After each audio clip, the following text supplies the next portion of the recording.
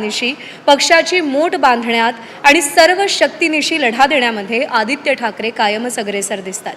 एकीकडे सत्ताधारी आदित्य ठाकरेंना अडचणीत आणण्यासाठी रोज नवे मुद्दे शोधतायत, तर दुसरीकडे आदित्य ठाकरे आणि देवेंद्र फडणवीसांच्या गाठीभेटी हा देखील एक चर्चेचा विषय ठरतोय. यासह इतरही अनेक मुद्द्यांवर आपल्याला आदित्य ठाकरेंशी संवाद साधायचा आहे. त्यांच्या मनातला महाराष्ट्र नेमका कसा आहे हे देखील जाणून घ्यायचं आहे. या चर्चासत्राला सुरुवात करण्याआधी एक एवी पाहूया. ठाकरेंच्या शिवसेनेचं नेतृत्व जरी उद्धव ठाकरे करत असले तरी सत्ताधाऱ्यांना आकड्यांनिशी आणि पुराव्यांनिशी जाब विचारण्याची जबाबदारी तितक्यात सक्षमपणे पार पाडतायत युवा नेते आदित्य ठाकरे. राज्याला विरोधी पक्ष नेताही नाहीये, तेवढं संख्याबळही विरोधकांकडे नाहीये, पण त्याची तसूभरही कमतरता जाणवू न देता आदित्य ठाकरे लढतायत. अर्थात त्यांची ताकद विभागली गेली आहे. कधी काळी एकत्र बांधलेली वज्रमूठ आज विस्कटली गेली आहे. अशा परिस्थितीमध्ये सत्ताधीशांचा सामना कसा करणार, आगामी निवडणुकांच्या पार्श्वभूमीवर कार्यकर्त्यांना कसं बळ देणार, हे सारच जाणून घेण्यासाठी आपल्या सोबत आहेत ठाकरेंच्या शिवसेनेचे नेते आदित्य ठाकरे. आदित्य ठाकरेंना विनंती करते की त्यांनी व्यासपीठावर यावं आणि त्यांच्याशी संवाद साधणार आहेत राजीव खांडेकर सर.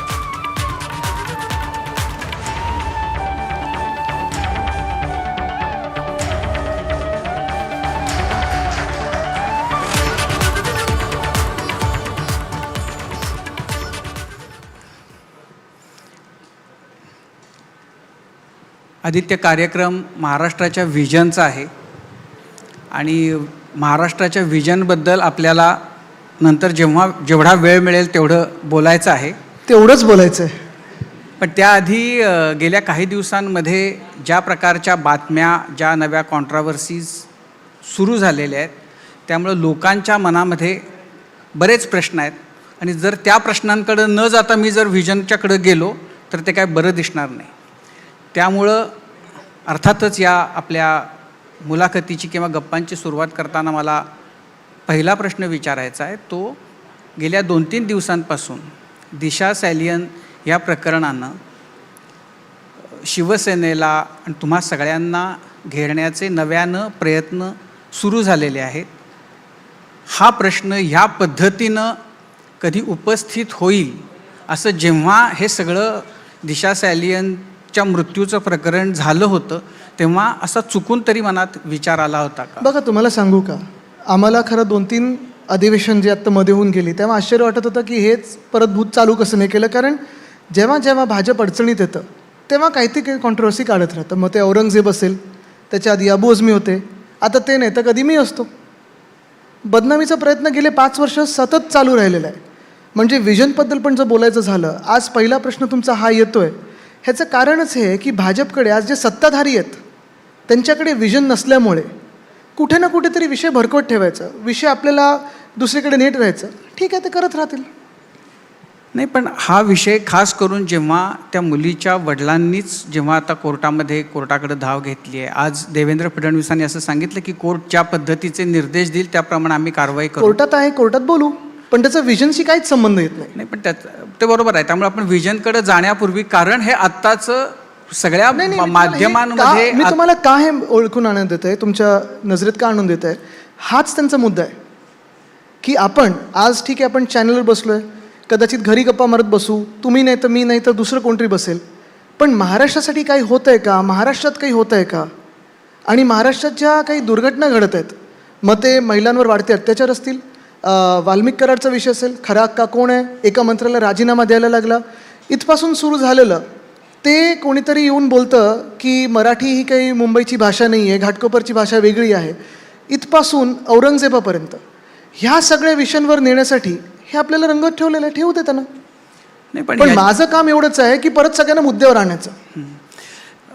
तर आपण मुद्द्यावर जाण्यापूर्वी आणखीन जे 1-2 या निमित्ताचे जे प्रश्न आहेत तर तेही मी विचारून घेतो. याच्याबद्दल नितेश राणेंनी असं मध्यंतरी सांगितलं, नाही त्यांनी नाही, पण तो मुद्दा हा आहे, त्यांनी असं सांगितलं की जेव्हा हे सगळं प्रकरण झालं त्यावेळेला उद्धव ठाकरेंनी नारायण राणेंना फोन केले होते. बघा, तुम्हाला खरं सांगू का, कचऱ्याकडे मी लक्ष देत नाही. हां, महापालिकेला फोन करून सांगतो की कुठेतरी पडलाय कचरा उचला, पण मी लक्ष देत नाही. या विषयावर आणखीन काही बोलायचंच नाही असं ठरवलंय. विजनशी संबंध काय? आणि कालच आम्ही सांगितलं ना, कोर्टात असेल तर कोर्टात बोलू, पण 5 वर्ष ज्याचं परत परत बदनामीचा प्रयत्न सुरू आहे ते करत राहतील. पण याच्यामुळं मला एक- अस्वस्थता असेल ना बिलकुल नाही. कुटुंबामध्ये. तुम्ही तुमच्या बातमीच्या कॉमेंट्समध्ये जाऊन वाचा, काय आहेत कॉमेंट्स, लोकांची प्रतिक्रिया त्याच्यात काय आहेत? एकच तुम्हाला सांगतो, निवडणूक आल्या की हे सुरू होतं, भाजप अडचणीत आलं की सुरू होतं, हेच कॉमेंट्स आहेत. आदित्य, म्हणजे निवडणुका आणखीन याच्याकडं आपण जाऊ. आता 100 दिवस या सरकारचे पूर्ण होत आहेत.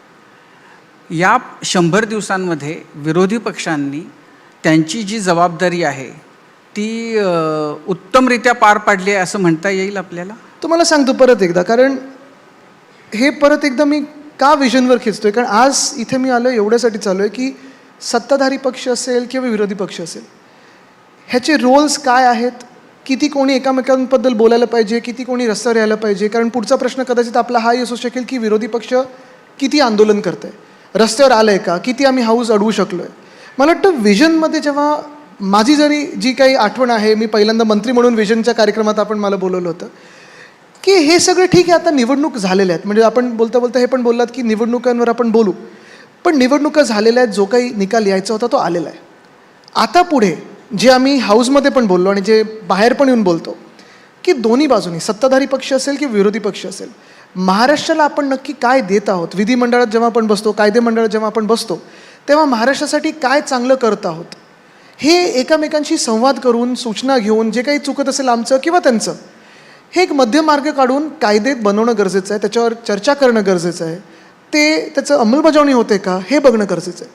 आणि म्हणून विरोधी पक्ष म्हणून परत एकदा तुम्हाला सांगतो, जबाबदारी आम्ही आमची जेवढी काही पार पाडू शकतो ती पाडत आहोत. मीडिया म्हणून तुम्ही पार पाडत आहात, जे मंत्री येत असतील तुम्ही त्यांना प्रश्न विचारत असाल, पण मला वाटतं तुम्ही कुठे ना कुठेतरी एक आपण पाहिलं पाहिजे की पॉलिसी वाईज जसं आम्ही आत चिरफाड करण्याची प्रयत्न करतो, आणि ती चिरफाड आम्ही का करतो, कोणालाही अंडरमाइन करायला नाही. म्हणजे कदाचित आत्ता जी नागपूरची दंगल घडली किंवा घडवली गेली, मुख्यमंत्र्यांना अंडरमाइन करायला घडवली गेली असेल, पण आमचं तसं मत नाही आहे की आम्ही कोणालाही अंडरमाइन करायला इथे येतोय. आम्हाला खऱ्या अर्थाने महाराष्ट्रात मग तुम्ही आम्हाला एक विषय देऊ शकता, शॅडो कॅबिनेटसारखे विषय देऊ शकता की आदित्य तुझी ह्याच्यावर विजन काय, त्याच्यावर विजन काय, 100% मांडू. आणि म्हणूनच आम्ही तिथे विरोधी पक्ष म्हणून आत गेलेलो आहोत.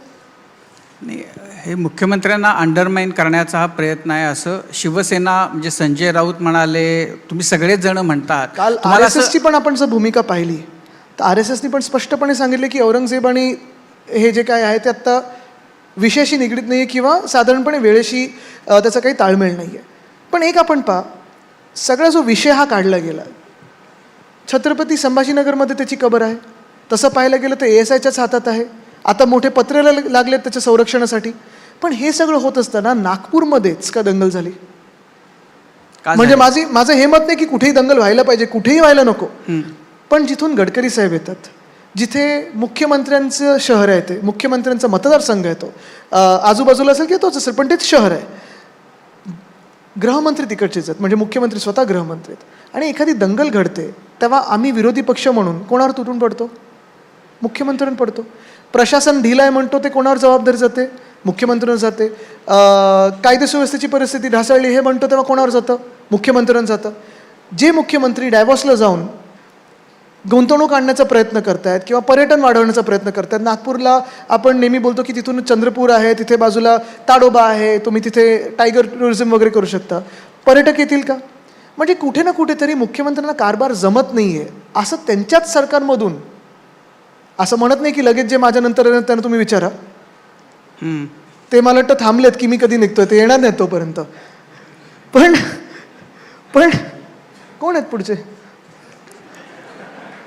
पण खरोखर म्हणजे कुठे ना कुठेतरी एकनाथ शिंदे यानंतर आहेत. एकनाथ अच्छा, ते शिंदेनी आहेत का? यावं आणि इथं हा आपला संवाद ऐकावा अशी इच्छा आहे का? आपण तसं सांगू संवादात त्यांना. आपण त्यांना सांगू लवकर संवादात या. भाग घेतला तर मला आनंद होईल. अच्छा. पण कुठे ना कुठेतरी मुख्यमंत्र्यांना अंडरमाइन करण्याचा प्रयत्न आहे का, हा एक प्रश्न मनात येतो ना. कारण बघा, मी मुख्यमंत्र्यांच्या घरात 2.5 वर्ष राहिलो, म्हणजे ह्यांच्या नाही, मी माझ्याच वडिलांच्या घरात वडील मुख्यमंत्री असताना, पण 2.5 वर्ष मी CMO जवळून पाहिलेलं आहे. मुख्यमंत्री असताना साधारणपणे प्रत्येक घटनेची जबाबदारी आणि माहिती तुमच्यापर्यंत येतेच येते. सकाळी जेव्हा तुम्ही उठता कुठेतरी एक बसचा अपघात झाला असतो, कुठेतरी एक पूल पडलेला असतो, कुठे काहीतरी असतं. मतदारसंघात पूर्ण महाराष्ट्रामध्ये काही ना काहीतरी झालेलं असतं आणि त्याची माहिती लगेच मुख्यमंत्र्यांकडे येते. मग ही दंगल घडणार याची माहिती नव्हती. हे आता सपोज आज मला माहिती मिळाली की कोण बांगलादेशमधून कोणीतरी आले की बांगलादेशमधून ट्विट वगैरे झालं, म्हणजे मग भाजपमध्ये अजून कोणी अशा कुठच्या वेगळ्या थरावर लोक आहेत का जे ह्या मुख्यमंत्र्यांना अंडरमाइन करतायत? हाही विचार करणं गरजेचं आहे. हे सगळं जे मुख्यमंत्र्यांना अंडरमाइन करण्याचे प्रयत्न सुरू आहेत त्याच्यामुळं तुम्हा लोकांना वाईट वाटतंय? बघा तुम्हाला सांगू, व्यक्ती म्हणून जर तुम्ही विचारलं तर ठीक आहे, राजकारण राजकारणाच्या ठिकाणी, पण माझ्या राज्यात एखाद्या अफवेवरनं दंगल घडू शकते. आज आपण पहा जी दंगल घडवतात, जे चला इथपासून सुरू करू, जे कोणी नेते मोठे नेते भाजपचे वगैरे सांगत होते की नाही ती कबर खोदली वगैरे पाहिजे, आज कबर खोदायला पुढे कोण राहणार आहेत? तर सामान्य कार्यकर्ता राहणार आहेत, त्यांच्या कार्यकर्त्यांची मुलं राहणार आहेत. भाजपच्या प्रत्येक नेत्याचं किंवा केंद्रीय मंत्र्याची मुलं बघा, अर्धे तर परदेशी शिकलेले आहेत किंवा आता तिथे परदेशी स्थायिक होऊन व्यवसाय करतात. ते कोण येणार आहेत कबर खोदायला? आज तिकडे जरी दोन गटांमध्ये म्हणजे हिंदू आणि मुस्लिममध्ये जर दंगल झाली असेल तर हिंदू पुराणावर आणि मुस्लिम पुराणावर केस पडल्यात. उद्या त्यांना नोकरी किंवा व्यवसाय काही करायचा असेल त्यांना कोणाकडे जायला लागणार? त्यांच्या बॉसकडे जायला लागणार, साहेब जरा पोलीस स्टेशनमध्ये फोन करा, जरा NOC द्या किंवा पासपोर्ट पाहिजे, काय पाहिजे. त्रास कोण सहन करते? कार्यकर्ते करतोय. मरते कोण? गरीब माणूस मरतोय रस्त्यावर. नुकसान कोणाचं झालं? ज्याची कोणाची आजूबाजूला प्रॉपर्टी किंवा गाडी बिडी असेल त्याचं. जे आगी लावतात ना त्यांचं कोणी काही जात नाही. आणि म्हणून जरी व्यक्ती म्हणून आज देवेंद्रजी असले तरी मुख्यमंत्री कुठच्याही राज्याचे एक स्थिर सरकार आता जर बनलं असेल, निवडणूक आयोगाच्या आशीर्वादाने असेल, पण ते स्थिर सरकार त्या स्थैर्यासाठी आणि स्थिरतेसाठी कुठे ना कुठेतरी आपल्याला शांतता आणि प्रगती पाहिजे, ती आज गरजेची आहे. आणि म्हणून विरोधी पक्षाचं पण आम्ही तिथे नेतृत्व सगळे करत असताना सगळेच मिळून, म्हणजे मी आहे, भास्करजी आहेत, सुनील प्रभूजी आहेत, आम्ही सगळेच करत असताना मग बाकीच्या पक्षातले पण नाना भाऊ आहेत, सगळेच जयंत पाटील साहेब आहेत, आम्ही सगळ्यांनी पहिल्याच भाषणात सांगितलं होतं की जिथे जिथे आम्हाला वाटतं की आम्ही तुम्हाला पाठिंबा द्यायला पाहिजे महाराष्ट्रासाठी तिथे देऊ, आणि तसं आम्ही करत आलो आहे. थोडक्यात मुख्यमंत्र्यांना अंडरमाइन करण्याचे प्रयत्न तुम्हाला आवडत नाही आहेत? महाराष्ट्र राज्याच्या मुख्यमंत्र्यांना वैयक्तिक याच्यावर मी बोलत नाही आहे. वैयक्तिक बघा तशी मैत्री आहेच, आत्ताच दाखवलं की आमची गाठीभेटी होत आहेत. पण ते सगळं जरी असलं तरी मला वाटतं की एक बदल. आता बघा ना, साधं उदाहरण मी तुम्हाला देतो. तो आता मला 6 वर्ष झालेत, 5 वर्षांनी आता जे काही महिने हाऊसमध्ये, पण एक प्रथा म्हणून पाहिलेलं आहे, एक परंपरा म्हणून पाहिलेलं आहे, मुख्यमंत्री जेव्हा हाऊसमध्ये बोलतात, एखाद्या विषयावर स्टेटमेंट देतात, ते अंतिम असतं. मग ठीक आहे, आम्हाला काही गदारोळ करायचा असतो, वॉकआउट करायचं असतो, ते सगळं होतं, पण त्यांच्याच पक्षातलं दुसरा मंत्री होऊन बोलत नाही, काही स्पष्टीकरण देत नाही, तर DCMनी कशाला बोलायला पाहिजे? कशाला अजून आगीत तेल टाकायला पाहिजे? म्हणजे मुख्यमंत्री सगळं शांत करण्याचा प्रयत्न करत आहेत, दुसरे मुख्यमंत्री खुर्च्या बदलल्या आहेत. दादा बोलले ना की मनातून काही जात नाही, ते मनातून जातच नाही आहे, आग लावण्याचा प्रयत्न सुरूच आहे. नाही, मला ना म्हणजे मलाच काय सगळ्या महाराष्ट्राला असं दिसतंय की तुम्हा लोकांचं नागपूरकरांच्या बद्दलचं प्रेम जरा आता वाढायलाच लागलेलं आहे. विदर्भाबद्दल प्रेम आहेच, कारण माझ्याच महाराष्ट्रात विदर्भ आहे, सगळेच जसं विदर्भ आहे, मराठवाडा आहे, उत्तर म्हणजे महाराष्ट्र, विदर्भ म्हणजे विदर्भाच्या ठाण्याबद्दल पण तेवढंच प्रेम आहे, कारण ठाणं आमचं आहे. अच्छा. आणि आम्ही ठाण्याचे आहोत. अच्छा. पण म्हणजे जेव्हा तुम्ही लोक भेटता देवेंद्र फडणवीसांना, तेव्हा तो आपल्या उच्च महाराष्ट्राची जी राजकीय संस्कृती आहे त्याचा तो भाग असतो, आणि मग त्याच्यात काय वावगं आहे असा प्रश्न सामन्यातूनही विचारला जातो. कारण आम्ही रात्री जात नाही, वेश बदलून जात नाही आणि हुडी घालून जात नाही, आम्ही सगळ्यांसमोर जातो. आपले सर्वांचे कॅमेरे आमच्या सोबत येतात. अच्छा. कधीही दाराआड बैठक झाली नाहीये. अच्छा, हे सगळं बरोबर आहे, पण हुडी घालून जे गेले त्यांच्याबद्दल तुमच्या मनात आता काही आक्षेप नाही आहे? त्यांच्याबद्दलचं प्रेम ओतू जात आहे. हुडी घालून जे गेले, ज्यांच्याकडे गेले होते त्यांच्याबद्दलचा राग मात्र बरोबर आहे, जाता जात हे नाही. हुडी घालून का गेले? कारण दुसऱ्यांकडे गुढीज होते, ते गुढीज लपवायचे होते त्यांना, म्हणून तर गेले ना. बहुत असरदार थे वो. पण माझा प्रश्न हा होता की ते तुम्ही हुडी घालून बिन हुडी घालता कॅमेऱ्यासमोर वगैरे असं गेलं तर ते सगळं आपल्या राजकीय संस्कृतीच्या उच्च परंपरेला चालणार आहे. 100%. आम्ही गद्दारी करत नाही आहोत, आम्ही चोरी लपवायला चाललेलो नाही आहोत, आम्ही संपत्ती लपवायला चाललेलो नाही आहोत, आम्ही त्यांच्या पक्षात जायला चाललेलो नाही आहोत, आम्ही महाराष्ट्राचे रितसर विषय घेऊन चाललेलो आहोत आणि आपल्या समोर चाललेलो आहोत, आणि हे व्हायलाच पाहिजे ना. बरं, ते सगळं बरोबर आहे, पण मग तुमच्याच महाविकास आघाडीचे एक सर्वात ज्येष्ठ नेते शरद पवार, त्यांनी तुम्हाला आवडत नाहीत पण एकनाथ शिंदेंचा सत्कार केला तर इतका थैथयाट तर त्यावेळेला हे आपल्या राजकीय संस्कृतीमध्ये हे पण काही बघा तुम्हाला गैर सांगतो नाहीये. ह्याच्यात गोष्ट स्पष्ट आहे, आम्ही थैथयाट नाही केलं, पण आम्ही एक तो इमोशनल जो होता तो थैथयाटच होता. तुम्हाला वाटत असेल, आम्हाला तर वाटत नाही. आम्ही आमची भूमिका मांडली. आम्ही एक इमोशनल पार्टी आहोत. आम्ही पक्षाला परिवार म्हणून मानतो. जे कोणी सोडून पण गेले एका काळी खूप जवळचे होते, त्यांच्या काय भानगडी आहेत काय गडबडीत आम्हाला माहिती आहे, ते सांगून काही लोक पळाले, आत्ता मंत्री पण झालेत, आणि काही लोक असेच न सांगता पळाले, काही लोक फ्रँकी खाऊन पळाले. पण हे सगळं होत असताना, आणि म्हणून वाईट ह्या गोष्टीचं वाटतं की जेव्हा आम्ही तुम्हाला आमचं मानतो आणि तुम्ही जाऊन पलटा आणि ही गद्दारी करताना आमच्यावरच वार करता. आता विषय दुसरा आहे जो आपण पवारसाहेबांबद्दल विचारताय. पवारसाहेब आणि माझ्या आजोबांची मैत्री ही जगजाहीर आहे. मैत्री पण होती, राजकीय विषय अनेकदा एकमेकांवर बोलले सुद्धा, आणि प्रेम पण होतं, तेवढंच घट्ट प्रेम होतं.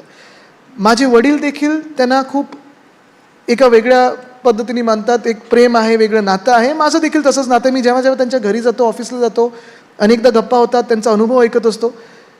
एक निश्चित आहे, त्यांच्याबद्दल आदर आहे, तो आहेच आणि तो कायम राहणार. युती आधी नव्हती, आता आहे, पुढचं माहीत नाही, पण एक मैत्री, आदर, प्रेम त्यांच्या परिवाराबद्दल, त्यांच्याबद्दल मनात आहे, ऑफकोर्स आहे.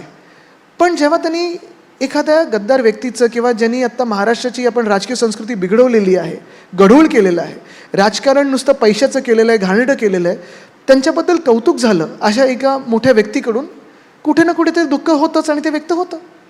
पण असं नाही आहे ना की आम्ही टोकाची भूमिका घेतली. आम्ही आमचं दुःख व्यक्त केलेलं आणि ते आम्हाला अधिकार येतो. आम्ही वेगळे दोन पक्ष आहोत. असंही त्यांचा पक्ष जो फोडतो किंवा फोडला असेल कोणी, आम्ही कधी त्यांचं हे करणार नाही, आणि हा विषय तिथेच थांबला. मला म्हणजे असं की बघा, अजित पवारांशी तुम्ही हात मिळवला तर ते त्यात काही एक गैर मिनिट, नाही, आम्ही- आणि त्यांनी नाही, नाही, एकनाथ नाही. शिंदेशी केलं की त्यांनी महापाप पण केलं. आम्ही त्यांना रोखत नाही आहोत. आम्ही नुसतं आमची भूमिका स्पष्ट केली. आम्हाला जे दुःख झालं ते व्यक्त केलंय, आणि तो विषय तिथेच थांबला. तो म्हणजे तर झालं, त्या विषयाला 1-1.5 महिना झालं. बरं, त्याच्यानंतर दुसरा एक त्या दिल्लीच्या साहित्य संमेलनाच्या निमित्तानं जे आणखीन एक विषय झाला होता, ते तुमच्या पक्षामध्ये मर्सिडीज दिल्या की पदं मिळतात. द्या मला 2-3 मर्सिडीज, होईल तुमचं पण काहीतरी. काय म्हणजे म्हणजे असं आहे केवळ की- निर्लज्जपण आहे, बाकी काही नाही. म्हणजे ज्या व्यक्तींना 20-22 वर्ष सगळं काही मिळालं, न मागता MLC मिळालं, जी काही पदं मिळाली, सगळं काही झालं, जिथे आत खुश तरी राहा ना तिथे. म्हणजे आमच्या पाठीत वार केला, आमच्यावर सगळं काही तुम्ही तुमचं नाव कमवलं, सगळं काही कमवलं, तिथे जाऊन आम्ही काही बोललो आहे का तुमच्याबद्दल? बरं मला तुम्ही सांगा. तुम्हाला अजून एक, हे माझं जनरल ऑब्झर्वेशन आहे, नुसतं त्यांच्याबद्दल नाही. अनेक लिटरेचर फेस्ट आपण बघतो देशभरात. कधी कधी आपलंच काय एवढं राजकारणात रंगलं असतं.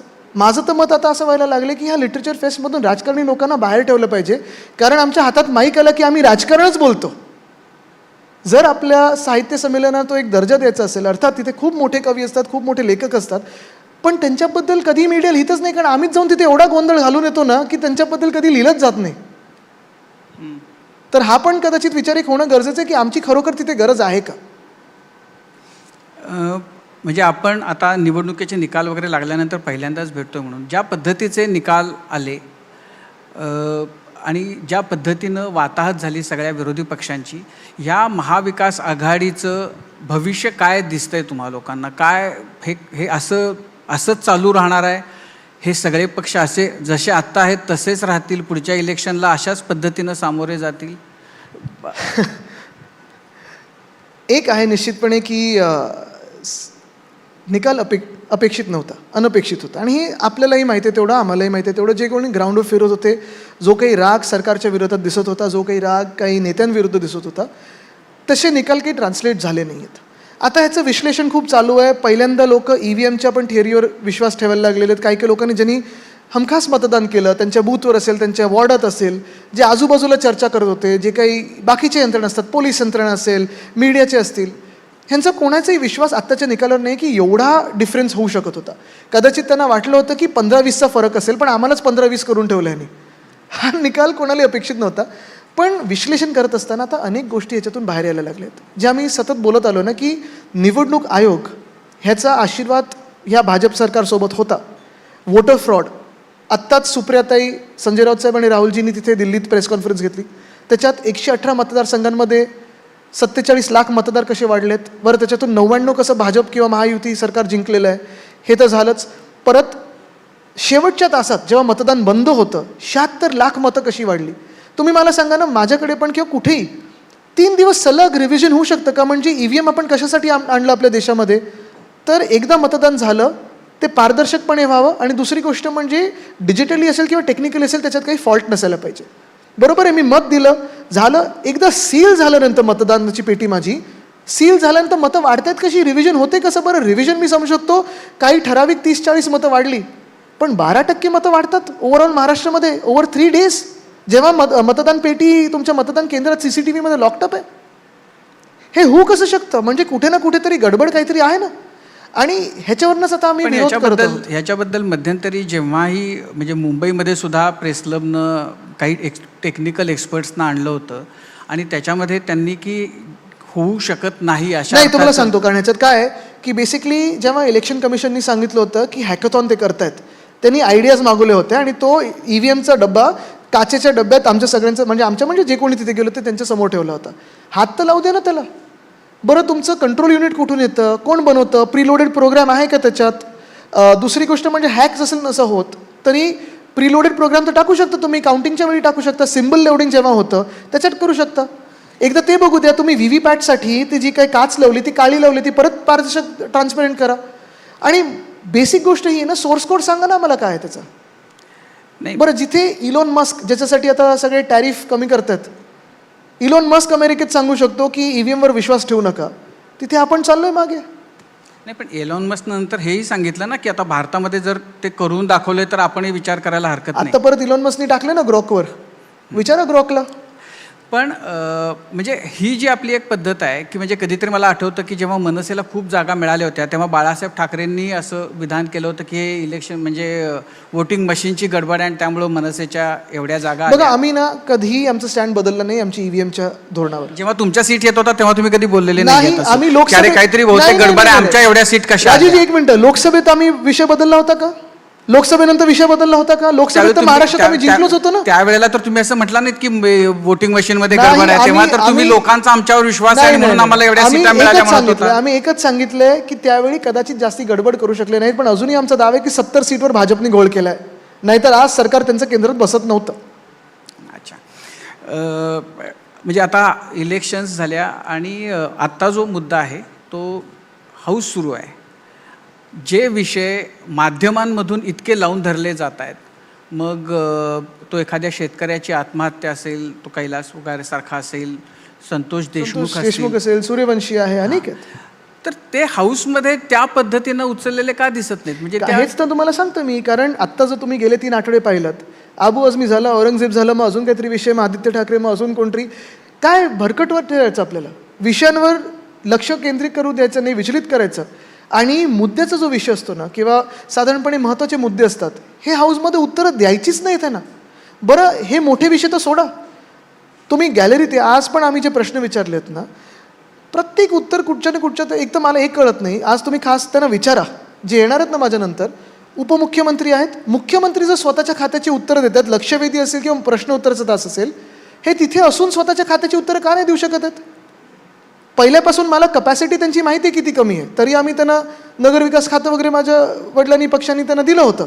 पण का काय सक्ती काय काय कारण ते सक्ती होती? जवळचे होते, त्यांनी काम केलं होतं पक्षासाठी. म्हणजे एखाद्याची आणि आम्ही हे कर्तबगारी मान्य नसेल करतो. तरी सुद्धा चालतं. पण तुम्हाला सांगतो आता नाही, माझा- एक मिनिट, तिथं जायच्या आधी माझा राजूजी एक मिनिट तुम्हाला नाही, पण सांगतो तिथं ना. जायच्या आधी तुम्हाला माझा एक मिनिट प्रश्न आहे, सांगतो. जर क्षमता नव्हती तर दिलं का? ट्रेनिंग करण्याचा प्रयत्न होता आमचा, पण झालं नाही ट्रेनिंग, भलतंच ट्रेनिंग झालं, रात्री जाऊन भेटले त्यांना. कोणाकडे मिळालं हे ट्रेनिंग? ते हुडी घालून यायचे ते कदाचित. पण तुम्हाला एक सांगतो, माझा प्रश्न हा आहे की जर तुमच्याकडे खातं असेल, तुमच्या खात्याची त्या बैठका तुम्ही घेत असाल, एरवी तुम्ही जर विषय घेत असाल, तुम्ही जर बैठका घेत असाल, तुम्ही निर्णय घेत असाल, मग तुम्हाला प्रश्न उत्तराच्या वेळी आमच्या समोर यायला का भीती वाटते? आमदारांना भीती देत वाटते का तुम्हाला उत्तर देण्यासाठी? काहीतरी काय मनात भीती आहे की तुम्ही प्रश्न उत्तराच्या तासावेळच्या वेळी किंवा लक्षवेधीच्या तासावेळी तुमच्या खात्यांवर तुम्ही उत्तर देऊ शकत नाही? एक तर कपॅसिटी नसेल की तर भीती असेल किंवा काहीतरी लपवायचं असेल. पण तुम्ही हाऊसमध्ये असता, वरती जाता खालती येता, वरती जाता खालती, वरच्या हाऊस खालच्या हाऊस, वरच्या हाऊस खालच्या हाऊस, तळ्यात मळ्यात चालतं. पण तुम्ही आमदारांना उत्तरं देत नाहीत. ह्या विधान परिषदेचा, विधानसभेचा अपमान आहे, विधिमंडळाचा अपमान आहे, आमदारांचा अपमान आहे आणि जनतेचा अपमान आहे. एरवी मजा करायला तुमच्याकडे खाती असतात, निर्णय घ्यायला खाती असतात, पण उत्तरं द्यायला तुमच्याकडे खाती ठेवत नाहीत. आज प्रत्येक जे खातं वाटप केलं ना त्यांनी, आम्हाला उत्तर काय येतं? पटलावर ठेवतो. मंत्री महोदय पटलावर ठेवतील विषय. अरे काय चाललंय? आम्ही प्रश्न विचारतोय ते जनतेचे विचारतोय. एक सुद्धा पर्सनल प्रश्न विचारत नाहीये, आरोप पण करत नाही. आज तर माझे सरळ सोपे प्रश्न होते, एक सुद्धा आरोप केला नव्हता. हंगामा करत नाही आम्ही एवढ्यासाठीच. तुम्ही मला कदाचित हा पण प्रश्न विचारेल की आम्ही हाऊस का नाही बंद पाडत आहे? कारण आम्हाला हाऊस चालवायचं आहे, आम्हाला विषयांवर घेरायचं आणि उत्तरं पाहिजेत त्यांची, पण उत्तरं द्यायलाच नाही येतात. नाही पण म्हणजे सकाळी आज हर्षवर्धन सपकाळ होते आणि ते असं म्हणाले की आमच्याकडून ही एक चूक झाली किंवा होती की आम्ही त्यांच्या पिचवर जाऊन खेळायचा प्रयत्न करतो. तो जो अजेंडा सरकार म्हणजे असं तुमचा जो सगळ्यांचा दावा आहे की मुख्य विषयावर चर्चा होऊ द्यायची नाही आहे आणि त्यामुळे इतर विषय काढले जातात, तर ते त्यांचा जो अजेंडा आहे बघा, तुम्ही त्याच्यात अडकता. मला तुम्ही सांगा काही काही विषय असे असतात, जसं आता आपण ते चॅम्पियन्स ट्रॉफी जिंकलो, अभिनंदनच्या प्रस्तावावर विरोधी पक्षाला बोलू द्यायचं नाही का? कधीपासून ही प्रथा बदललेली आहे? एकमताने आपण पारित करतोय ना, मग का नाही बोलू द्यायचं? अबू आझमीला तुम्ही सस्पेंड करताय ना, एकमताने करतो ना आपण, मग आम्हाला बोलू द्या, आमच्या ज्या भावना ते व्यक्त होऊ द्या. ह्याच्यावर पण बोलू नाही द्यायचं, ही कुठची प्रथा आहे? आज थोडा काल आम्ही राज्यपाल महोदयांना भेटल्यानंतर आज थोडा फरक जाणवला, आज थोडे प्रश्न विचारायला मिळाले, आज सेक्रेटरी सगळे बसले होते त्या अदृश्य गॅलरीमध्ये. हे सगळं चांगलं आहे, निश्चितपणे बदलते, चांगलं आहे. पण हे जे उपमुख्यमंत्री आहेत त्यांच्याकडे खाती महत्त्वाची आहेत, नगरविकासासारखं महत्त्वाचं खातं आहे, स्वतः का नाही उत्तर देऊ शकत? का घाबरतात हे जनतेला आणि का घाबरतात हे आमदारांना? असं दिसतंय की तुम्हा लोकांचा सगळा रोख जो आहे तो एकाच व्यक्तीच्या दिशेनं आहे आणि त्या त्याच पक्षाच्या म्हणजे आता राष्ट्रवादी पक्षाचे मंत्री आणि त्यांचे नेते ते काय करतात त्याच्याशी काही आपल्याला फार संबंध नाही आहे. जे हुडी घालून गेले होते त्यांच्याबद्दल आता आपल्याला प्रेम वाटायला लागले. नाही बघा, तुम्ही राजूजी एक बघा, मी आत्तापर्यंत 15 वर्षात राजकारण असताना कोणावरही बिना पेपरचे किंवा बिना पुराव्याचे आरोप लावले नाही आहेत किंवा बिना काही टीका केली नाही आहे. आत्ता विधान भवनात जे कोणी उत्तरं देत आहेत, मग कठीण उत्तर असतील, सोपी उत्तर असतील, काही काही लोक मान्यही करतात की चला हे चुकलं, आम्ही मागे घेतो, आम्ही हे दुरुस्ती करू, तुमच्या सूचना घेऊ. आज पंकजाताई इथे आत्ता येऊन गेल्या, त्यांनी देखील एक ठराव मांडला. आम्ही विनंती केली की तुम्ही ठराव मांडला, ठीक आहे, आम्ही पारित करतो, पण आम्हाला चर्चा करू द्या. लगेच त्यांनी मान्य केलं की जेव्हा तुम्ही सांगाल तेव्हा चर्चा घ्यायला तयार आहे. असं जर हाऊस चाललं ना, तुम्ही जेव्हा कायदे मंडळात असता तेव्हा पक्षपात विसरून निपक्षपणे काम करायला सुरू केलं. जे काही उत्तर असतात, मी पण मंत्री राहिलो 2.5 वर्ष, काही काही वेळा आम्हाला रात्री 12, 1, 2, 3 वाजता लक्षवेधी यायचं, सांगितलं जायचं उद्या सकाळी 9 वाजता स्पेशल सिटिंग आहे, लक्षवेधी आहे. सकाळी आम्हाला 6 वाजता उठून अभ्यास करायला लागायचा. टेक्निकल काय त्याच्यात गोष्ट आहे का, पुढे मागे होऊ शकतं का, क्रॉस क्वेश्चनिंग होऊ शकतं का, ह्या सगळ्या गोष्टींचा अभ्यास तुम्हाला करायलाच लागतो ना, मंत्री म्हणून जबाबदारी तुमची. आणि जे करत नाहीत आम्ही त्यांच्यावर बोलतो, मग ते कुठच्याही पक्षाचे असो. परवा राष्ट्रवादीतले एक मंत्री होते ज्यांना जमत नव्हतं, आम्ही सांगितलं उत्तर राखीव ठेवा.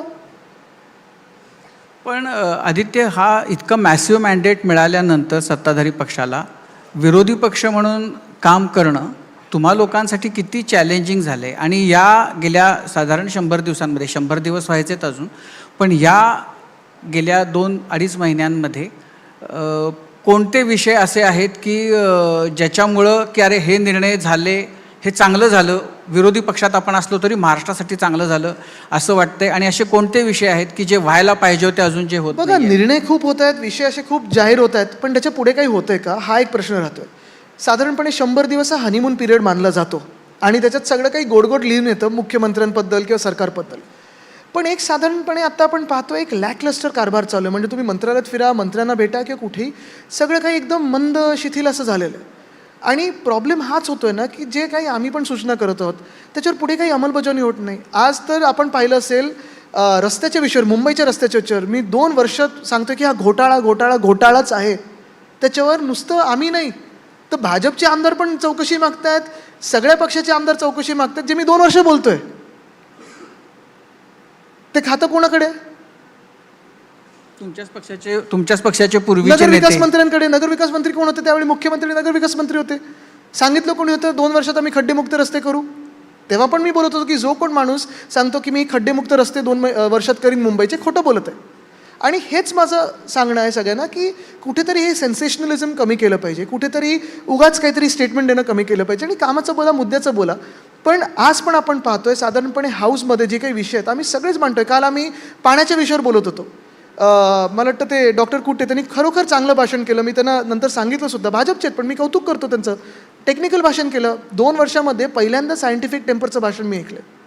अनेक लोक चांगली भाषण करू शकतात, पण त्यांना संधी तर मिळाली पाहिजे, मंत्र्यांनी बसून ऐकलं पाहिजे. नेहमी विचारलं होतं की कोणते निर्णय सरकारचे की एक मराठी माणूस म्हणून सुखावणारे. तेच तर मी तुम्हाला सांगतो ना. आता हे सगळं मी जेव्हा तुम्हाला बोललो तेव्हा सत्ताधारी पक्ष आणि विरोधी पक्ष दोघांचेही प्रश्न खूप आहेत, पण सुखावणारे म्हणजे असा एकही विषय बघा, आम्हाला नाहीये. वाटलं होतं लाडकी बहीण 2100 रुपये होतील, झालेत का? दिल्लीत 2500 आहेत, म्हणजे अजून लाडकी आहेत दिल्लीच्या बहिणी. इथे 1500च्या पुढे नाही. मी मला पूर्ण होऊ द्या. आम्हाला वाटलं होतं आता सरकार आलंय, डॅवॉसमधून एवढी गुंतवणूक आली आहे की महाराष्ट्र राज्य काय 3-4 राज्यांचं कर्ज आपण पूर्ण कर्जफेड करू शकू. आपण आत्ता ह्या स्थितीला कर्जमुक्ती देऊ नाही शकत आहे. लाडकी बहीणची योजना तशीच ठेवलेली आहे. जे काही 10 महत्त्वाचे प्रॉमिसेस होते ह्या महाजुटी सरकारच्या पूर्ण काही वचननाम्यात, एक सुद्धा प्रॉमिस या अर्थसंकल्पात आलं नाही. म्हणजे नक्की आपण चाललोय कुठे? बरं, हे सगळं होत असताना कायदेसुव्यवस्थेचा धाक आहे का? कायद्याचा धाक आहे का? कुठेच नाही आहे. ती ST बस सील तरी केली का ज्याच्यात रेप झाले, तिथे मंत्री सांगतात की सगळं शांततेत पार पडलं. कुठचा कायदा आहे हा?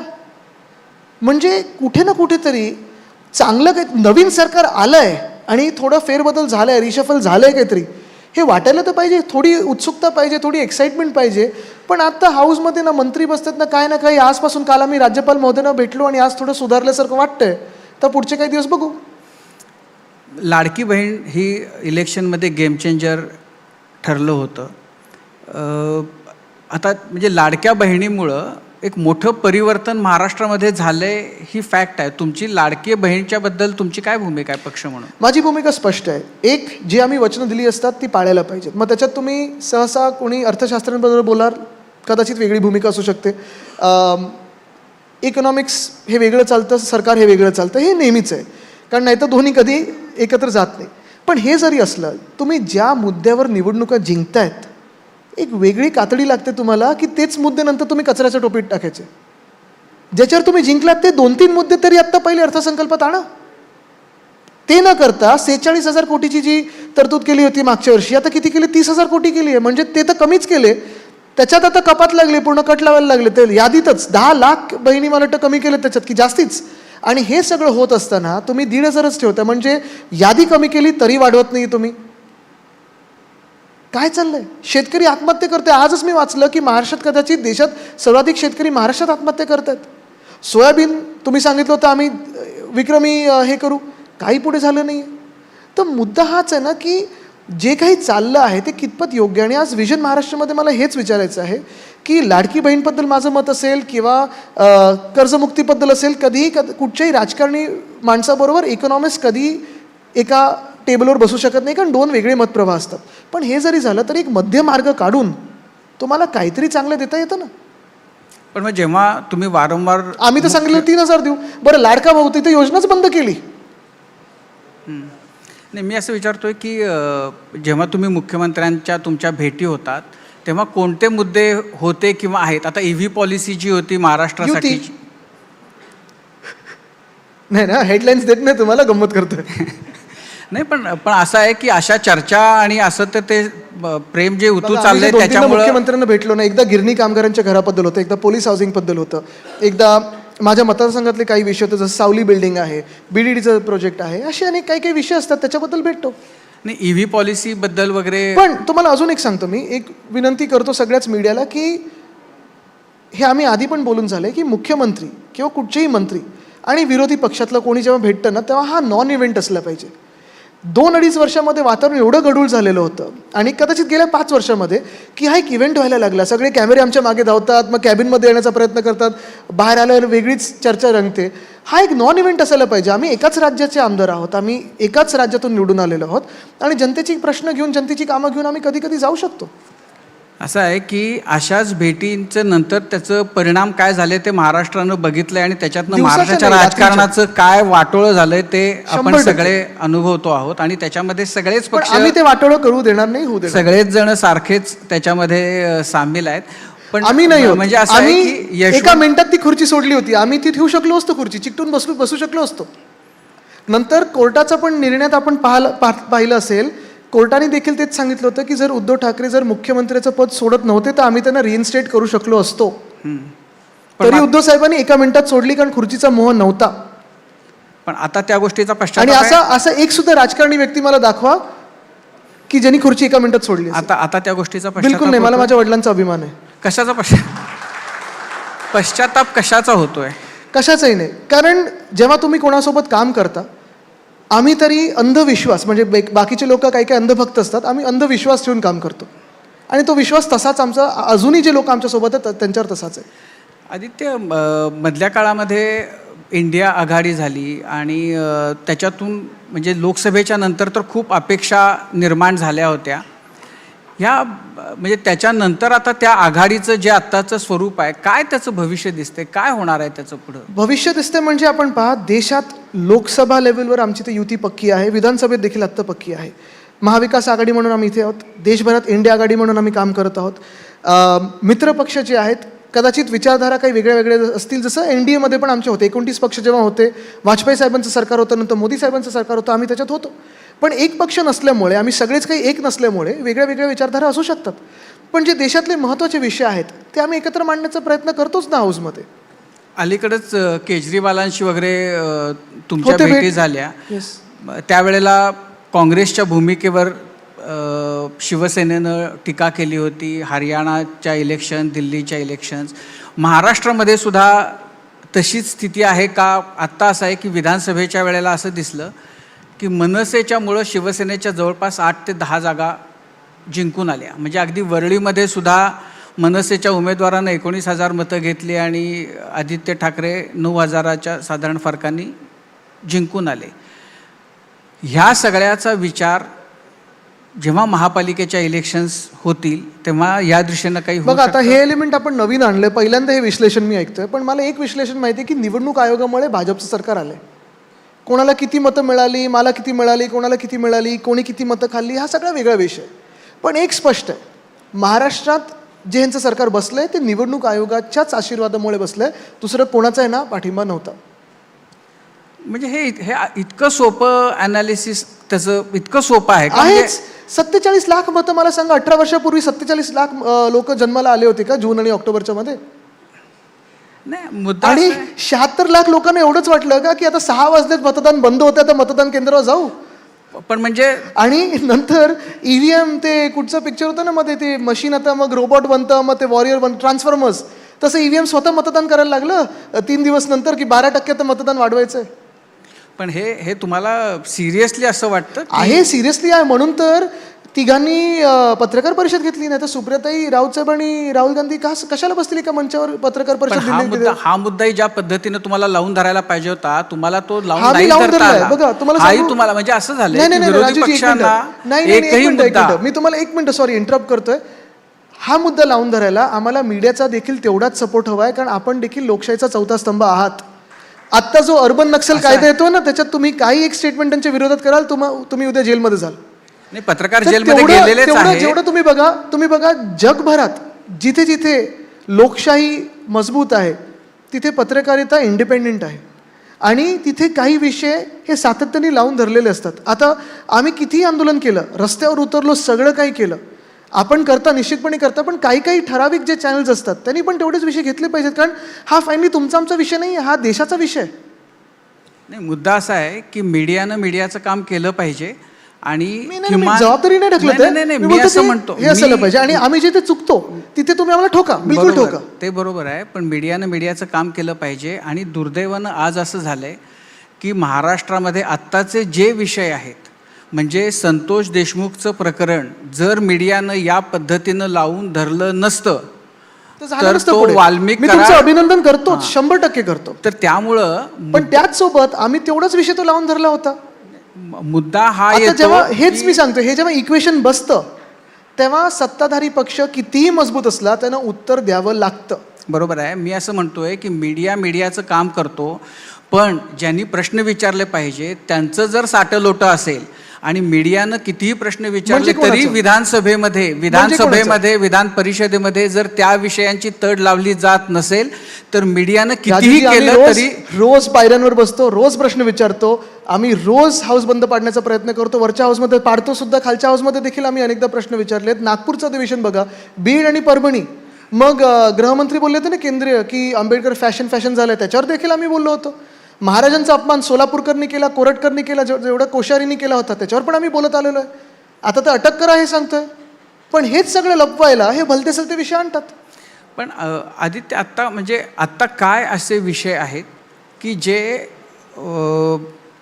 प्राधान्यानं आपण घेतले पाहिजेत राज्य म्हणून? म्हणजे मी त्याच्यात विरोधी तुम्हाला पक्ष आणि खरं सांगू, सरकार असं जर बाजूला तुम्ही ठेवून राज्यपाल महोदयांचं भाषण जर ऐकलं आणि ते तंतोतंत फॉलो केलं, त्याची अंमलबजावणी केली, तरी महाराष्ट्र सुजलाम सुफलाम होईल. म्हणजे ते भाषण ऐकल्यानंतर आम्हाला वाटलं होतं की झालं सगळंच काही चांगलं झालं, पण नंतर कळलं ते फिक्शनच्या शेल्फवर जाईल, कुठच्या बुकस्टोअरमध्ये गेलं तर. प्रॉब्लेम हाच आहे की जी वचनं आम्ही राजकीय पक्ष म्हणून देतो ती निवडणूक असो किंवा नसो ती वचनपूर्ती झाली पाहिजे. आपल्याला आठवत असेल आमचं सरकार बनल्या उद्धव साहेबांनी जे कर्जमुक्तीचं वचन दिलं होतं ते आम्ही नागपूरच्या अधिवेशनात करून दाखवलं आणि कोविडच्या आधी म्हणजे मार्चपर्यंत 3 महिन्यात तो पूर्ण कार्यक्रम आणि पूर्ण आटोपलेला होता. सगळं काही दिलेलं आम्ही. तसंच अनेक गोष्टी ज्या आम्ही सांगितलं, शिवभोजन थाळी असेल, सगळं काही असेल, आम्ही जी वचनं दिली होती ती पूर्ण करून देण्याचा प्रयत्न केला. कोविडचा सगळा भार हा अर्थसंकल्पावर आल्यानंतर देखील केला आम्ही. पोलीस हाऊसिंग साधा प्रश्न आहे. आज मुंबईतलं पोलीस हाऊसिंग तुम्हाला रिवाईव्ह करायला, चांगल्या इमारती द्यायला, सर्व्हिस क्वार्टर्स आणि रिटायर्ड पोलीसवाल्यांना द्यायला तुम्हाला 650 कोटीची तरतूद आम्ही अर्थसंकल्पात 2022च्या केली होती. सरकार पडल्यानंतर का नाही ती परत तरतूद झाली? आज जाऊन बघा पोलीस कुठच्या परिस्थितीत राहतात. आज जाऊन बघा सरकारी कर्मचारी कुठच्या परिस्थितीत राहतात. 30-30 वर्ष हे सेवा करतात या महाराष्ट्राची. लाट्या काट्या खायला, गोळ्या खायला हे पुढे असतात. इवन मंत्रालयातला कर्मचारी असो, BMCतला असो, कुठच्याही महानगरपालिकेतला असो, बेसिक विषय तो यांचे. पण ज्या पद्धतीने आता सगळी उधळपट्टी चालली ना यांची लाडक्या कॉन्ट्रॅक्टर्सवर, एखाद वर्षात पगार द्यायला कठीण होणार आहे. पण मग आणि जर तुमची हीच बेसिक शिस्त ही बिघडली असेल, बेसिक आर्थिक शिस्त म्हणजे स्वतःच्या कर्मचाऱ्यांना तुम्ही पगार आणि पेन्शन वेळेवर देऊ शकला नाहीत, 1 लाख कोटीची थकबाकी तुमची कॉन्ट्रॅक्टर्सची असेल आणि लाडक्या कॉन्ट्रॅक्टर्सना पैसे मिळत असतील, तरी तुम्ही अजून नवीन प्रोजेक्ट आणि स्वप्न दाखवताय आम्हाला. कुठेतरी एक तरी पूर्ण करून दाखवा. आज कोस्टल रोड आमचं स्वप्न, आम्ही स्वप्नपूर्ती केली असती, पूर्ण डिसेंबरपर्यंत काम पूर्ण केलं असतं, अजून पूर्ण नाही झालं आहे. सरकार बदललं आणि ज्यांच्या हातात गेलं, जे जिथे जिथे हात लावतात, मैदास टच बोलतो ना, सोनं होतं, तसं यांचं कॉन्ट्रॅक्टर बदलतो, हात लावला की नाही एस्केलेशन होतं. इथे एस्केलेशन झालं, पण रस्त्याचा दर्जा काय? आज तुम्ही टनलमधून जा, स्पीड बोटमध्ये बसल्यासारखं वाटतं त्या कोस्टल रोडमध्ये. पॅचवर्क सुरू झालं आहे, 6 महिन्यापूर्वी यांनी उद्घाटन केलेलं आहे. वरळी शिवडी कनेक्टर कुठे झालं आहे पूर्ण? आमच्याकडचे सगळे GK मार्ग असेल, आर्थर रोडचा तो रस्ता असेल, सगळे काही खोदून ठेवलेले आहेत. एक तरी मुंबईत मला रस्ता दाखवा किंवा वॉर्ड दाखवा जिथे खोदलेला नाही आहे. पुण्यात वेताळ टेकडीचा विषय, रिव्हरफ्रंट डेव्हलपमेंटचा विषय, नागपूरमध्ये अजनीवनचा विषय, आणि हे सगळं विकास विकास विकास ठीक आहे, पण विकास खरोखर होतोय का? कोणाचा विकास होतोय? कॉन्ट्रॅक्टर्सचा विकास होतोय, मंत्र्यांचा विकास होतोय, पण जनतेचा विकास होतोय का? जर म्हणजे आता आपण समजा हाऊसमध्ये किती बोलायला मिळतं मला माहिती, म्हणजे ते आपल्याला सगळ्यांना माहिती आहे. इथे एवढा बोलतोय. तर त्यामुळेच मी म्हणतोय की जर मुख्यमंत्र्यांच्याकडनं की पुढच्या 5 वर्षांमध्ये की प्रामुख्यानं कोणत्या गोष्टी 1, 2, 3 मुख्यमंत्र्यांनी कराव्यात असं वाटतं? पहिली गोष्ट म्हणजे आजूबाजूची लोकं ओळखावी. म्हणजे आत्ताची आहेत बाजूला करा आणि आम्हाला जवळ घ्या? बिलकुल नाही. आम्ही आहोत तिथे खूप खुश आहोत, आनंदी आहोत. जेव्हा निवडणुका येतील पारदर्शकपणे होतील, जनता आम्हाला जे काही आशीर्वाद द्यायचे ते देतील. आम्हाला सत्तेची चटक लागलेली नाही. ओके, ठीक आहे. त्यामुळे तो विषय बाजूला झाला. आता हा झाला एक. पण दुसरी गोष्ट म्हणजे आज शेतकरी असेल, आज कायदा सुव्यवस्था असेल, आज मुंबई असेल किंवा इतर शहर असतील, पुणे असेल, काही असेल, नागरीकरण हे वाढत चाललं आहे, शहरीकरण वाढत चाललेलं आहे. ह्याला घाबरण्याची गरज नाही आहे. पण काहीतरी आम्ही जे सूचना देतो किंवा तुमच्या पण पक्षातले काही लोक देत असतील, चांगली भाषणं देत असतील, सूचना देत असतील, काहीतरी ऐका, थोडंफार करा, सायंटिफिकली करा. सगळे काही आम्ही चांगलं असेल तर आम्ही मान्यता देऊ, विरोधी पक्ष म्हणून एकमताने पारित करू. पण शेतकरी आज प्रमुख. आज तुम्ही बघा, महाराष्ट्राला आपण आणि देशाला पण आपण अग्रेरियन बोलतो, कृषीप्रधान देश बोलतो, कृषीप्रधान महाराष्ट्र बोलतो, बरोबर आहे. आज शेतकऱ्याची हालत काय? आत्महत्या जास्तीत जास्त आहेत. महाराष्ट्र असं एक राज्य जिथे जवळपास 53% हे शहरीकरण झालेलं आहे, पण आपल्या शहरांची हालत काय? एक कॉन्क्रीटचा रस्ता जो कधीतरी बनवला असतो, त्याच्यावर तडे गेले असतात, बाजूला धूळ असते, एक मार्केट असते, एखादी काचेची बिल्डिंग असते, त्याला ते येलो किंवा लाल पॅनल लावलं असतं. पुढे काय? लोड शेडिंग आहे, थकबाकी आहे, सगळं काही आहे. शहरीकरणावर एक आपण थोडं लक्ष देणं गरजेचं आहे. तरुण असतील, युवा असतील, रोजगाराचा विषय आहे. खरोखर जर गुंतवणूक येत असेल तर आम्हाला पण सांगा, आम्ही पण सहकार्य करू. जगाला आपण ठीक आहे, आपल्यामध्ये जी भांडणं असतील ना ती 100% लढत जाऊ आपण. ती निवडणुकीच्या वेळी लढायलाच पाहिजे. पण जेव्हा आपण महाराष्ट्र म्हणून जिंकून येतो, एक आमदार म्हणून असेल किंवा सरकार म्हणून असेल, आपल्याला युनिटी आपली दाखवणं गरजेचं आहे. आज बघा तामिळनाडू, सगळे आलेत नाही एकत्र त्यांच्या भाषेसाठी, त्यांच्या राज्यासाठी. तो स्वाभिमान आपला गेला कुठे? ते आपल्यात कोणी बीजे टाकलेत. आपण आपल्यामध्ये लढतोय आणि कोणीतरी आपलं सगळं इकडचं घेऊन जात आहे. धारावीचा प्रश्न बघा, जे आम्ही अदानीबद्दल बोलतोय ना, तो हाच आहे. जर तुम्हाला श्रीमंत व्हायचं 100% व्हा, जगातले सगळ्यात श्रीमंत व्हा, पण मुंबईला लुटून होऊ शकत नाही तुम्ही. जे काही मुंबईचं रितसर टॅक्सेस आहेत, प्रीमियम्स आहेत, ते भरा आणि व्हा ना तुम्ही. जर आम्हाला मुंबईकर म्हणून 1 इंच जागा फुकटात मिळत नसेल तर मग अदानीनं कशाला द्यायला पाहिजे एवढी 1080 एकर जागा फुकटात? मुलुंडला तुम्ही खोटं बोललात की तिकडचं ट्रान्झिट कॅम्प रद्द करू, विक्रोळीत खोटं बोललात, कांजूरला खोटं बोललात, आणि आता सगळं काही अदानीच्या घशात टाकताय. FSI असेल, TDR असेल, अदानीकडून का विकत घ्यायचा मी? मुद्दा हाच येतो की महाराष्ट्र म्हणून आपण सगळे एकत्र येणार आहोत की नाही. मला वाटतं हेच विजन असायला पाहिजे. तामिळनाडूची जी आज एकजूट आहे, खरोखर ती आपली असेल. पण ते असं आहे की त्याच्यामध्ये सरकारची अशी अपेक्षा असेल की विरोधी पक्षांनी आम्हाला तशी तयार साथ आहोत, दिली पाहिजे. तयार आहोत. आजची तुम्ही आमची भाषणं ऐका ना. पण मग असा कोणता मुद्दा आहे की ज्याच्यावर आपण एकत्र यायला पाहिजे, सत्ता आणि विरोधी असं? सगळ्या मुद्द्यांवर येऊ शकतो. बघा, आम्ही जी भाषणं पण असं करतो, की- नाही, एक मिनिटं राजूजी, तुम्ही एकच बघा तुम्ही, कारण आम्ही सगळं बोलतो ते रेकॉर्डवर असतं. सत्ताधारी पक्ष असेल किंवा विरोधी पक्ष असेल, सत्ताधारीतले बॅक बेंचर्सची भाषणं ऐका, ज्या मागण्या असतात त्यांच्या ऐका. ठीक आहे, काही आमच्या आवाजव्या मागण्या असतील, काही फंडाच्या मागण्या असतील, त्या बाजूला ठेवा एका मिनिटासाठी. पण जे काही आम्ही सोयाबीनसाठी बोलतोय, कापसासाठी बोलतोय, एखाद्या शहरासाठी बोलतोय, एखाद्या रस्त्यासाठी बोलतोय, एखाद्या कुठच्या तरी मार्केटसाठी बोलतोय, ते जर तुम्ही ऑन पॉलिसी बेसिस आमचं नाव तिथून पुसलत, पक्ष पुसलात, चेहरा पुसलात, नुसतं तिथे आम्ही जे काही मागितलं आहे हे योग्य की अयोग्य ठरवा आणि तुमच्या पॉलिसीमध्ये घ्या. आम्ही स्वागत करू त्याचं. आज काय परिस्थिती झाली, आज तुम्ही महाराष्ट्रात किंवा मुंबईत बघा, किती होर्डिंग्समध्ये, मी तुम्हाला एक उदाहरण देतो कुठच्या गोष्टीवर आम्ही एकत्र येऊ शकतो, पहिलं पाऊल कुठे टाकू शकतो. आज इथून बाहेर पडा, सगळीकडे तुम्ही बघा, कुठे ना कुठेतरी 10 फुटाचं होर्डिंग, 12 फुटाचं होर्डिंग, 50 फुटाचं होर्डिंग, मग एवढं रुंद होर्डिंग कोणाचं आहेत? सगळे आम्ही राजकीय पक्षांचे आहेत. कंटाळा आला तर हे मळमळायला लागलं पाहून राजकारण सगळीकडे. कुठे ना कुठेतरी शहरात हे थांबवलं पाहिजे. ह्याच्याही पुढे जाऊन तुम्हाला सांगतो, सर, मुख्यमंत्र्यांनी पहिलं पाऊल टाकलं नाही याच्यात की आजपासून भाजपची होर्डिंग लागणार नाहीत. आम्ही पहिलं दुसरं पाऊल टाकू की आजपासून शिवसेना उद्धव बाळासाहेब ठाकरे पक्षाची होर्डिंग लागणार नाहीत. इलिगल होर्डिंग एक सुद्धा लावायचं नाही मुंबईमध्ये. तयार आहोत. अजून एक तुम्हाला सांगतो, मी इथेच मागणी करतो, जे आम्ही फंड वापरतो, आमचा आमदार फंड असेल, DPCतला फंड असेल, कुठे बेंच देतो, कुठे बाथरूम बांधतो, कुठे काय बांधतो, आज कामापेक्षा मोठं आमचं नाव चिटकवायला लागतं आणि फोटो चिटकवायला लागला, मग रंग आता आमच्या पक्षाचे लागायला लागलेत का? आता ही कॉम्पिटिशन झाली आहे. जगात कुठेही तुम्हाला असं दिसतं का? किंग चार्ल्सचाच बर्थडे, सगळीकडे मोठे बॅनर लागलेत, दिसतं असं? स्वागत करतो यांचं? नाही होत. तशी एक छोटी कुठेतरी पाठी लावा. पण हे फंड हा जनतेचा फंड आहे. दुर्दैवाने काय झालं, आमच्यात जी मारामारी झाली सगळ्यांमध्ये, राजकीय नेत्यांमध्ये, त्याच्यामुळे आम्हाला मोठं ते लावायला लागलं. एक छोटं ह्या बाटली एवढं किंवा ह्या ग्लास एवढं, म्हणजे बाटली ग्लास विषय वेगळा ठेवा त्यांचा, नाही तर लगेच ते सुरू करतील. पण हे एवढीशी जर पाठी तुम्ही लावली की आमदार आदित्य आणि त्यांच्या आमदार फंडातून ही बाथरूम बांधली गेली आहे, कशाला माझ्या फोटोची गरज आहे, कशाला रंगाची गरज आहे? पण ही जी कॉम्पिटिशन आहे ना, ही कुठेतरी आत्ता तरी थांबली पाहिजे. चला, तुमचं मत आहे बहुमताचं सरकार जनतेने निवडून दिलं आहे, स्थिर सरकार आहे ना, तसं वागूया आपण. टीका टिप्पणी, आरोप प्रत्यारोप, भांडणं जरा बाजूला ठेवूया आणि 1 वर्ष कमीत कमी महाराष्ट्रात काय चांगलं करू शकतो खरोखर आम्हाला बोलवा. आम्ही यायला तयार आहोत. पण एकत्र महाराष्ट्रासाठी काय करतोय आपण, हे आपण करू शकू. तर मुख्यमंत्र्यांच्याकडनं अपेक्षा बेसिकली म्हणजे एकच जर मागणं मागायचं असेल तर शहरांचं जे बकालपणा आहे तो कमी करणं हे झालं. ते आहे म्हणजे हीच आहे का आणखीन नाही? कुठली ठीक आहे, असू आता मी बोललो शकते? ना, तुम्ही शेतकऱ्यांना भाव द्या, म्हणजे जो काही MSP असेल, सोयाबीनला भाव द्या, कापसाला भाव द्या. गरज आहे तिथे बोला त्यांच्याशी. आज आत्महत्या करतात आणि अनेकदा मी तुम्हाला सांगतो, शेतकरी बांधवांना जर बांधावर जाऊन सांगितलं की घाबरू नको, आम्ही तुमच्या सोबत आहोत, एवढाच धीर पाहिजे असतो. त्यांनाही माहिती आहे की सगळं जे काही होतं ते वातावरण बदलामुळे होतं आहे. पाऊस कधी पडतो, कधी गारपीट होते. नुसतं जाऊन भेटा, बोला. ते काही हल्ली ते जिओ टॅगिंग वगैरे चालू झालं ना, त्यांचं नेटवर्क नाही आहेत ना, काय 72 तासात कुठचं तुम्हाला पीक विमा मिळणार आहे?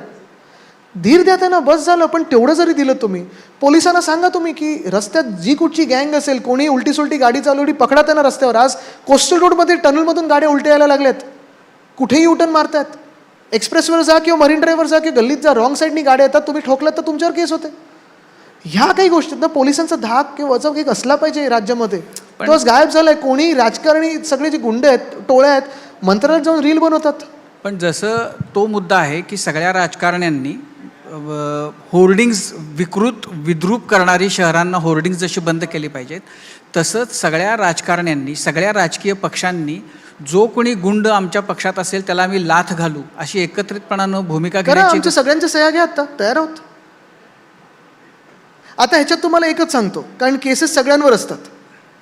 नाही मुद्दा नाही, नाही, माझा एक- माझा नाही, आणखीन नाही, व्यापक राजूजी, माझा मुद्दा नाही, आहे. नाही, काय एक मिनिट, झालंय एक मिनिट, तुम्हाला- आदित्य, नाही, नाही, एकच मिनिट, तुम्हाला एकच ह्याच्यात सुधारणा करतो, कारण केसेस दोन प्रकारच्या असतात. एक राजकीय आंदोलनाच्या, त्या आमच्या पक्षात खूप असतात आणि असायलाही पाहिजे, कारण आंदोलनही गरजेची आहेत, जनतेसाठी असतात.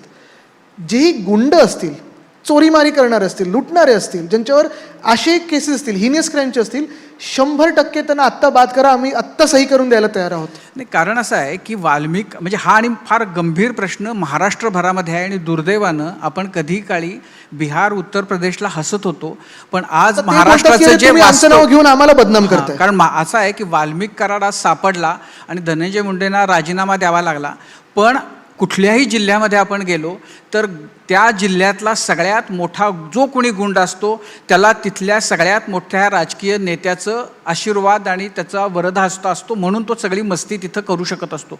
हे इतकं अवघड आहे का आपल्या राजकीय पक्षांना की त्यांचा सगळा जो व्यवहार आहे, राजकीय व्यवहार, तो या गुंडांच्या शिवाय चालूच शकत नाही. इतकी मजबुरी तुम्हाला काय? सांगतो, इतकं राजकीय पक्षांच्या मनामध्ये जी इन्सिक्युरिटी आहे, म्हणून हे सगळं होतं की आता जिंकणार कसं. आणि तुम्हाला आजही सांगतो मी, निवडणुकीला आता 5 वर्षात लॉजिकल प्रोग्रेसिव्ह पॉलिटिक्ससाठी आम्ही सगळे जर एकत्र येत असू तर आम्ही पहिलं पाऊल टाकायला तयार आहोत. मुख्यमंत्र्यांना तुम्ही एका मंचावर आणा, आम्ही त्या मंचावर येऊन सही करून तुम्हाला द्यायला तयार आहोत. की सगळे आम्ही गुंडांना, जे कुणी असे गुंड आहेत सगळं जे तुम्ही खंडणीखोर, एक चार्टरच दरोडेखोर, बनवा ना, तुम्ही चार्टर बनवा. जसं मी बोललो, होर्डिंग असेल, गुंड असेल, सगळं जे काही असेल करा चार्टर, आम्ही तयार आहोत. बरं हे झालं मुख्यमंत्र्यांच्या बद्दल. इतर जे 2 उपमुख्यमंत्री आहेत त्यांच्याकडे एक एक गोष्ट महाराष्ट्राच्या भल्यासाठी करा असं म्हणून जर अपेक्षा, आणि जर त्यांनी विचारलं की काय तुम्हाला हवंय सांगा, आदित्य ठाकरे सांगा मी काय करू. बघा, पुढच्या एकानं मी 5 वर्षात. बघत नाही आणि मला वाटतं क्षमता पण नाही आहे. मी दादा बघितलेत जवळून, जेव्हा आमच्या सरकारमध्ये उपमुख्यमंत्री होते, आणि जसं ते हाऊसमध्ये सगळ्यांवर लक्ष असायचं, ज्यांचं एक पकड आहे, त्यांची एक प्रशासनावर पकड आहे, ते दादा जर बघायला मिळेल तर चांगलंच आहे. पण काय त्यांच्याकडून कोणती अपेक्षा, जसं आता हे आता मुख्यमंत्र्यांना सांगितल्यानंतर बाकीच्या मंत्र्यांना कशाला सांगायची पण गरज त्यांचं असं आहे. की त्यांच्या- मुख्यमंत्र्यांचं आहे ना धाक. अरे त्यांची मुख्यमंत्र्यांचं सगळं ऐकतात. मी तुम्हाला काही बाकीचं सांगत नाही, सगळे ऐकतात. सगळे मुख्यमंत्र्यांचं सगळे ऐकतात, ऐकतात. विरोधी पक्षाचे सुद्धा ऐकतात. आता तुम्ही जर आम्हाला एका मंचावर आणलं आणि चांगल्या गोष्टी करून घेतल्या तर तुमचंच आम्ही ऐकू ना. बरं, तर ठीक आहे, आपला वेळ बघा लगेच आपला वेळ संपत आलेला आहे. नाही नाही, अपना टाइम आएगा. हां संपत आला नाही, अपना टाइम आएगा. आहे. अच्छा ठीक आहे. मग एक ना, मी असं ऐकलं की गेल्या बऱ्याच काळापासून तेजस एक गाणं सतत म्हणत असतो. मला आता मी कोणाला वेदांत सांगितलं की राजूजी स्टेजवर आले की प्रश्न एक विचित्र येतो. नाही, तो प्रश्न म्हणजे तो तेजस, मी असं ऐकलं की तेजस असं हल्ली कायम गाणं म्हणत असतो की गोरी गोरी पान फुलासारखी छान, दादा मला एक वहिनी आण. त्याचं काय कुठच्या दादाबद्दल विचारता तुम्ही? त्याच्या घरामध्ये असं हाऊसमध्ये खूप दादा आहेत, मी दादा नाही. पण तेजस काय त्यानं वहिनी आण असं नाही म्हणू शकत. तर काय त्याचं म्हणजे हा शेवटचा आपला नाही लाईट प्रश्न तो वाईल्ड लाईफ मध्ये कॉन्झर्वेशन, जाती प्रजाती वगैरे शोधतोय. तो शोधतोय, पण तो त्याच्या राजकारणात भावाबद्दल आम्ही म्हणतोय. वेगळे शोधत असतो. नाही असं काही कोणी म्हणत नाहीये. तुम्ही आता हा परत व्हिडिओ कट करून आईला पाठवाल, त्याच्या आधी मी विषय ते थांबवतो. वेळ संपली मला वाटतं. तर आधी आता मुख्यमंत्र्यांकडेच मागणी मांडायला जायचं तिथे.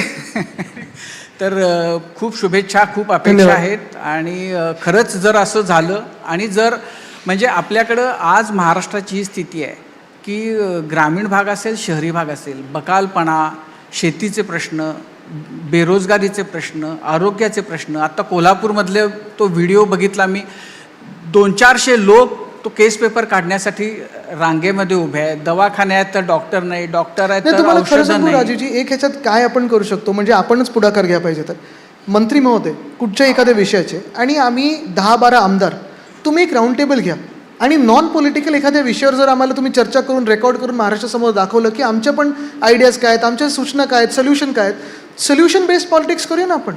आमचे विचारधारा वेगळे वेगळे असू शकतात. तुम्ही लेफ्ट असू शकता, राईट असू शकता, सेंटर असू शकता, हे सगळं असेल. पण काही मूलभूत गोष्टी ज्या आहेत ना, ट्रॅफिक सेन्स असेल किंवा शेती असेल, ह्याच्यात कुठे तुम्ही लेफ्टिस्ट, राईटिस्ट किंवा सेंट्रिस्ट बघतात? तुम्हाला सगळं काही आहे ते माणूस म्हणून जगायचं आहे. माझी खात्री आहे की खरंच जर असं होऊ शकलं, असं ह्याला पुढे प्रत्यक्षात विजन आलं, म्हणून आपण घेऊ शकू. आणि जर हे आलं तर जो महाराष्ट्र आपण मागं सोडून आता उलट्या दिशेनं आता 400-500 वर्ष मागं गेलेले आहोत, तिथून आपण वर्तमानात आत्तापर्यंत येऊ. वर्तमानात येऊ आणि जी आपली स्वप्न आहेत पुढची महाराष्ट्राला बघण्याची ती आपली पूर्ण होतील. आदित्य, खूप त्याच्याबद्दल धन्यवाद. शुभेच्छा. धन्यवाद. आदित्यजी,